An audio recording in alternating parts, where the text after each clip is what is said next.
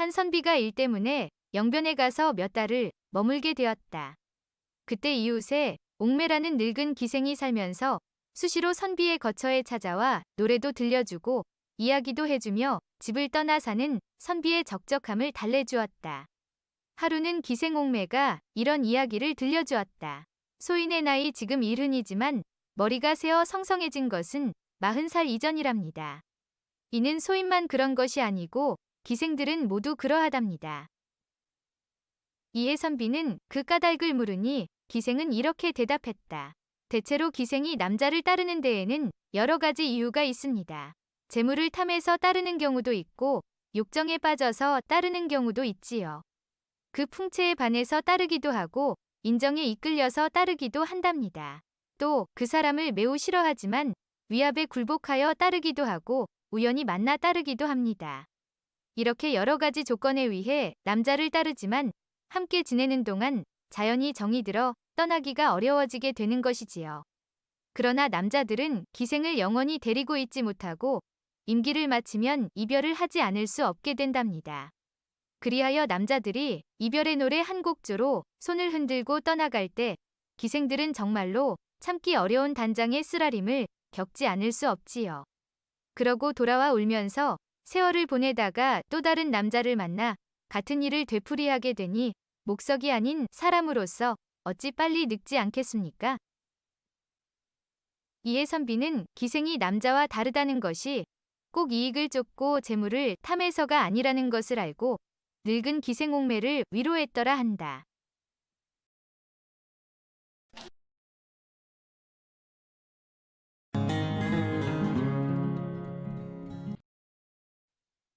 어느 시골 부인들이 큰 잔치에 모여들었다.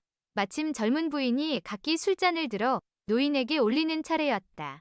그중엔 노가집 아내가 있었다. 그 부인은 호화찬란하게 화장을 하여 향긋한 냄새가 코를 찔렀다. 그 부인이 술잔을 들어 한 노인에게 올리자 노인은 술잔을 받아 냄새를 맡더니 어허, 노가지 냄새가 나는구나 하는 것이었다. 노가지는 향나무의 하나였지만 그녀의 남편이 노가였고 가지라는 말이 그것과 비슷하게 들렸다. 노가의 젊은 아내는 남편의 그것 냄새가 난다고 조롱하는 것으로 착각하고 부끄럽고 황당한 나머지 어른의 말씀에 응답이 없음도 예의에 어긋나는 것이겠지요. 실은 제가 집을 나설 때 낭군이 그것을 잠시 쥐어보고 가라 하기에 아녀자로서 거절하기 어려워 그리하였던 바 그 냄새가 지금도 나는 모양입니다. 하고 말하자 이 말을 들은 부인들은 얼굴을 붉히면서 여인의 품행이란 곱고 조심스러워야 하거늘 이 젊은 부인의 행위를 듣자 하니 외설스럽기 그지없으니 가위 한 자리에 앉기가 거북하구려 하고 그 자리에서 내쫓았다. 이 부인은 부끄러워 집으로 돌아가려는데 부인을 모시고 온 여종이 앞을 가로막으면서 말했다. 제게 한 계교가 있으니 아씨께선 돌아가시지 마시고 기다리십시오. 여종이 곧 방 안으로 들어가 부인들 앞에 꿇어앉더니 제가 한 말씀 올리고 물러가겠사옵니다. 하고는 말을 이었다. 소녀는 일찍부터 손금 잘 보기로 인정을 받고 있사온데 만일 손으로 한 번이라도 남자의 물건을 쥐었다면 그 금이 뚜렷하게 드러나게 마련입니다. 더구나 두세 차례 쥔 경험이 있을 적에는 더욱 뚜렷이 드러나게 되어 있습니다. 한 번도 쥐어본 적이 없는 것 또한 숨김없이 드러나는 것이니 원컨대 부인들의 손금을 돌려가면서 보게 해주십시오. 그러자 부인들은 서로 얼굴을 돌려가며 마주보더니 조금 전 그 말은 농담일세. 모두 우리 잘못이니 아씨를 들어오시도록 하게.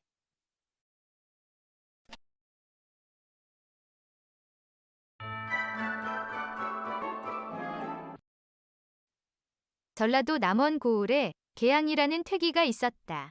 계양에게는 일선이라는 16난 딸이 있었는데 총명하고 아름답기 그지없었다. 기생 노릇 20여 년에 기생이라면 입에서 신물이 날 정도로 지긋지긋한지라 계양은 어떤 일이 있어도 딸 일선에게는 기생 노릇을 시키지 않으리라 마음먹었다. 그러나 세상 일이란 마음먹은 대로 되지 않는 법이다. 날이 갈수록 생활이 공공해져 끼니를 잊기조차 어려운지라 일선은 눈물을 머금고 기생이 되었다. 워낙 인물이 좋고 노래를 잘하였으므로 일선은 뭇 남봉꾼들의 귀여움을 독차지하다시피 하였다. 그즈음 고을의 한 부자가 일선에게 몸이 달아 갖은 수단으로 구슬려 보았으나 소용이 없자 계양에게 1000냥을 내겠다고 약속하고 딸과 하룻밤을 지내게 해달라고 졸랐다. 일선은 어미의 성화에 못 이겨 할 수 없이 그 부자와 하룻밤을 지내게 되었다. 그러나 인색한 부자는 욕심을 채우고 나자 아까운 생각이 들어서 돈 200냥만 보내고 입을 씻었다. 이를 괘씸하게 생각한 일선은 그 부자를 상대로 관가에 고소하고 말았다. 그러나 막상 재판날이 되어 그래, 너는 무슨 일로 저 사내를 고소하였느냐 하고 묻는데 차마 그 값을 못 받았노라고 할 수 없는지라 일선은 한 가지 꾀를 생각해내었다. 저 양반께 빌려드린 방값을 아직 다 받지 못하였나이다. 이에 사또는 또 그 부자에게 묻는다. 과연 그러한 사실이 있느냐? 예, 그러하옵니다. 하나 소인은 적당한 돈을 지불했다고 생각합니다. 첫째, 저 여자는 그 방에 전에 누가 살았다는 말을 안 했습죠. 둘째로 그 방은 너무 넓었습니다. 그러고 셋째로는 난방이 너무 부족했습니다. 이에 일선이 맞서서 말하기를 아니옵니다. 저분은 그 방을 이전에 누가 쓴 일이 있었는지 없었는지 소녀에게 한마디도 물어보지 않았습니다. 다만 저분이 그 방을 가득 채울 가구를 가지고 있지 못했을 뿐입니다. 그리고 그 방은 엄연히 온돌방이었습니다만 저분이 불을 지피지 않았던 것입니다. 이리하여 일선은 그 재판에서 이겨 남은 돈을 마저 받아내었다고 한다.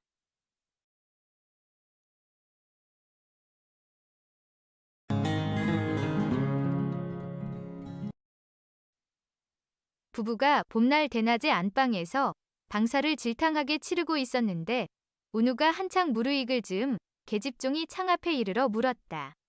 마님, 저녁밥에 쌀을 몇 되나 쓸까요? 안방마님이 창졸간에 대답하기를 닷되 다닷되 하였다.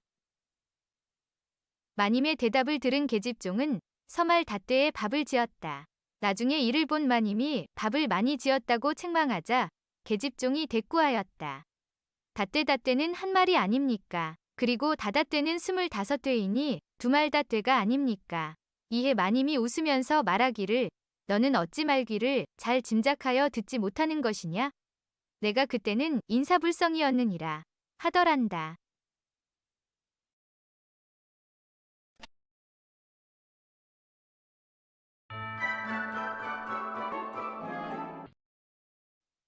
오성 이항복이 젊었을 때 당시 도인으로 알려져 있던 남궁두를 만나게 되었다. 이때 그는 나이가 80이 넘었는데 얼굴은 40살 정도의 젊은이처럼 보였다. 이항복이 그 앞에 나아가 예를 표하면서 물었다. 도사님은 나이 80이 넘었는데 정력은 아직 어린아이 같으니 그 비법이 무엇인지 알고 싶습니다. 이에 남궁두는 빙그레 웃으면서 대답했다. 나의 그 비법이란 별다른 게 아닐세. 그저 여색을 멀리하는 것뿐이지. 그러자 이항복은 결코 수긍할 수 없다는 듯이 말을 받았다. 여색을 멀리하는 데 있다고 했습니까? 이 세상에서 가장 좋아하는 것이 여색이거늘 그런 여색을 가까이 하지 말라고 한다면 비록 일천세에 이르도록 산들 무슨 소용이 있겠습니까?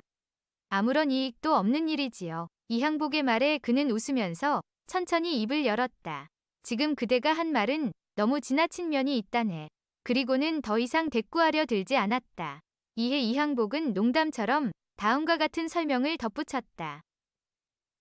그 얼굴은 활짝 핀 꽃처럼 아름답고 난초같이 청초한 그 자태는 응축되어 요염하며 연지와 분으로 풍기는 향내는 사람의 코를 자극해 마음을 감동시키는 터 그 아름다운 밤의 비단자리에 요염한 자태 드러낼 때 철석 심장의 소유자라 할지라도 어찌 그 마음이 움직이지 않겠는지요.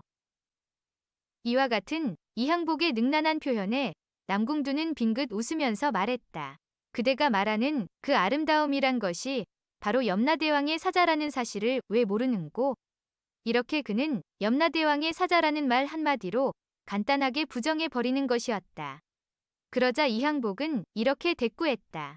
저승사자라고요? 그렇다면 염라대왕이 있는 궁궐에는 한 사람의 여자도 없단 말입니까? 이에 남궁두는 그저 웃기만 할 뿐 더 이상 말이 없었고 듣고 있던 사람들은 일제히 웃음을 터뜨렸더라 한다.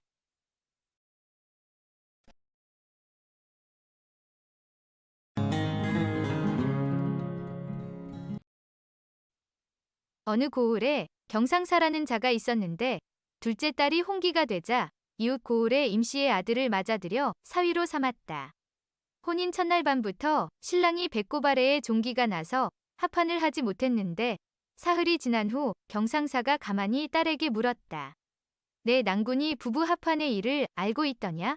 딸이 고개를 숙이고 흐느껴 울면서 대답을 하지 않자 경상사는 연약한 딸이 혹시나 큰 약물에 몸이 상하지 않았나 걱정이 되었다. 그래서 먼저 혼인한 큰 딸로 하여금 은밀하게 알아보도록 하니 둘째 딸이 언니의 손을 잡고 대성통곡하면서 말했다. 나의 앞길을 망친 사람은 부모님이에요. 서방님은 진짜 고자예요. 이 말을 전해 들은 경상사는 크게 놀라 말했다. 일이 몹시 급하게 되었구나. 즉시 사돈 임씨에게 사람을 보내 편지를 전달하였다. 사돈의 아드님인 내 사위가 장가든 지 사흘이 지났는데도 남자 구실을 하지 않고 있으니 후손이 없을 것이라 정령 애통합니다. 임씨가 즉시 답장을 보냈다. 제 자식의 물건을 언제 보신 적이 있습니까? 전날 돌다리 밑에서 고기를 잡을 때 언뜻 바라보니 그 장대하기가 결코 남에게 뒤지지 않았습니다. 하물며 이웃의 김오군댁의 계집종인 막덕이를 건드려 첩으로 삼아 두 남매를 낳아 키우고 있으니 더 말할 나위가 있겠습니까? 절대로 걱정하지 마십시오. 다만 그날이 손이 든 날이었는데도 출행했기 때문에 성가했던 것 같습니다. 집에 오면 마땅히 크게 꾸짖겠습니다. 경상사가 임씨의 답장을 읽고 크게 기뻐하며 그의 부인에게 이야기했더니 부인이 말하였다. 편지인 즉 그렇다지만 이불 속의 일은 알 수 없지요.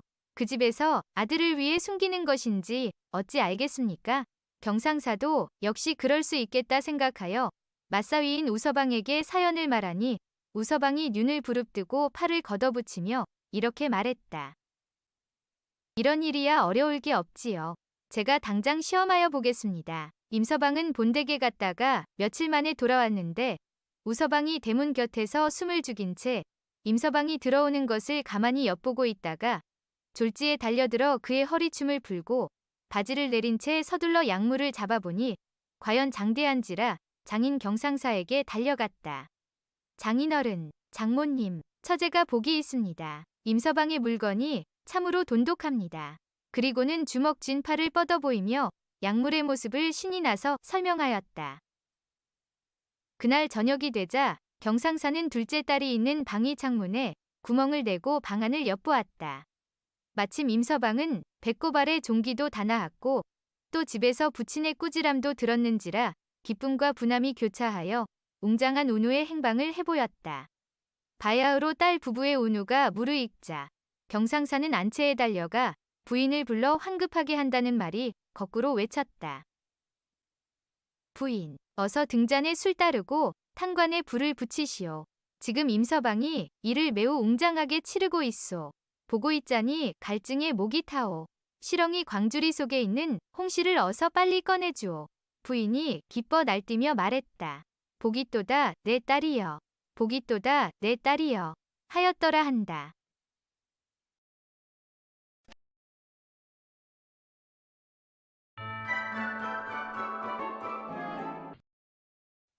한 고을의 관장이 가족을 거느리지 않고 혼자 부임해 있으면서 조급한 성격에 화를 잘 내며 가혹한 정사를 베풀었다.